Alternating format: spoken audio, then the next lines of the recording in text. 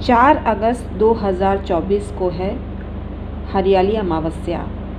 हरियाली अमावस्या का बहुत महत्व होता है। जहाँ अमावस्या नेगेटिव होती है, मतलब क्षीण चंद्रमा होता है इस दिन, तो कोई भी शुभ काम की शुरुआत नहीं होती है। लेकिन हरियाली अमावस्या बहुत शुभ मानी जाती है, क्योंकि श्रावण मास की अमावस्या है ये, और श्रावण मास की अमावस्या को आपको ये काम करना चाहिए।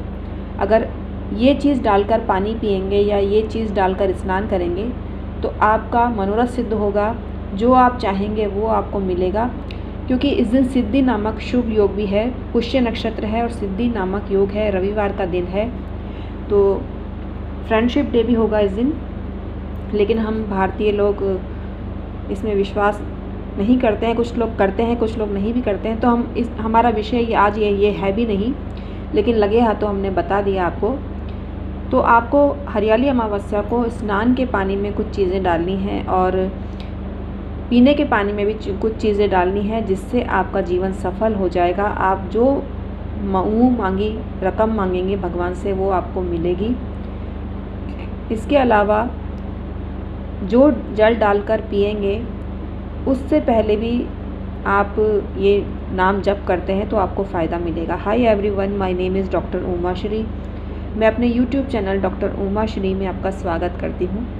मित्रों, श्रावण मास की अमावस्या का बहुत महत्व है। इसको पिठोरी अमावस्या भी कहा जाता है, चितलगी अमावस्या भी कहा जाता है उड़ीसा में। भगवान शंकर सनत कुमार से बोले, तुम श्रावण मास की अमावस्या को क्या करना चाहिए वो सुनो।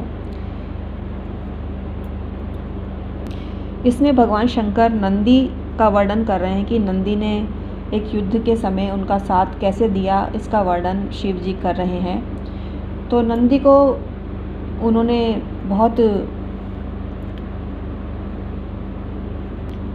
अच्छा अपना साथ देने के लिए नंदी से पूछा कि तुम्हें क्या चाहिए। तो नंदी ने कहा, नंदीश्वर बोले कि आप मुझ पर प्रसन्न हैं, इससे बढ़कर मेरे लिए क्या वरदान हो सकता है। फिर भी इस संसार में सभी की भलाई के लिए आपको प्रार्थना करता हूँ।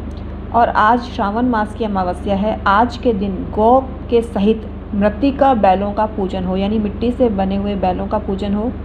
कई जगह प्रत्यक्ष रूप से बैलों का पूजन भी किया जाता है। इस दिन बैलों को सजाया जाता है। तो नंदी बोल रहे हैं ये, तो कामधेनु सदृश मेरा जन्म हो और मनुष्य भक्ति द्वारा प्रत्यक्ष गौ बैलों का पूजन इस दिन करना चाहिए। गेरू से तथा धातुओं से उनके शरीर को सजाना चाहिए। सोने सींगों को सोने चांदी से मणे या आपके आर्थिक स्तर से के अनुसार मणे। सींगों पर रेशमी गुच्छे, चित्र विचित्र नाना प्रकार के कपड़े, मिश्रित कपड़े से उनकी पीठ और गले को ढकें या गले में सुमधुर स्वर करने वाली घंटियाँ बांधें और गांव के बाहर ले जाकर शाम को उनको वापस ले आएं। खली बिनौले उनको खाने को दें, और जो ऐसा करेगा उसके घर में अन्न धन की वृद्धि होगी, गोधन की वृद्धि होगी। तो वृषभ, मैंने वृषभ से कहा, मतलब शिव जी बोल रहे हैं कि वृषभ बैल को बोलते हैं ना, नंदी बैल ही हैं, तो तुमने जो मांगा वह सब मैं तुमको अवश्य दूंगा। तो आज के दिन किसी काम में नहीं लगा होता है। जो बैल केवल भूसा खाता है, पानी पीता है, उसको पोल बोलते हैं।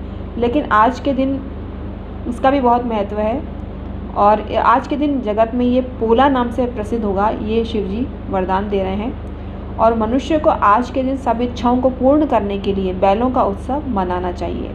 तो ये तो एक बात हुई। और श्रावण मास की इसको कुशाग्रहण, कुशोत्पाटिनी अमावस्या भी कहते हैं। तो इस दिन स्नान करते समय अगर आप उसमें हरे पत्ते डालकर स्नान करते हैं या दूर्वा डाल के स्नान करते हैं या चावल के दाने डाल के स्नान करते हैं तो आपको बहुत फ़ायदा होता है। पीने वाले जल में भी खसखस डालें तो आपको फ़ायदा मिलता है। ये सभी बातें मैं अपने ज्ञान के आधार पे आपको बता रही हूँ। आप बाध्य नहीं हैं, आप स्वयं अपनी मर्जी के मालिक हैं। आप जो चाहें वो करें। लेकिन भारतीय संस्कृति और सभ्यता का ये मैं पाठ आपको पढ़ा रही हूँ, तो आपको इसका मान रखना चाहिए, सम्मान रखना चाहिए और ये काम करना चाहिए जो हमने आपको बताया। लेकिन बाध्यता किसी भी क्षेत्र में नहीं है। तो आपको स्नान के पानी में दूर्वा, खस डाल के स्नान करें, गेहूं के दाने, चावल, दूर्वा डाल के स्नान करते हैं तो आपको फ़ायदा मिलता है।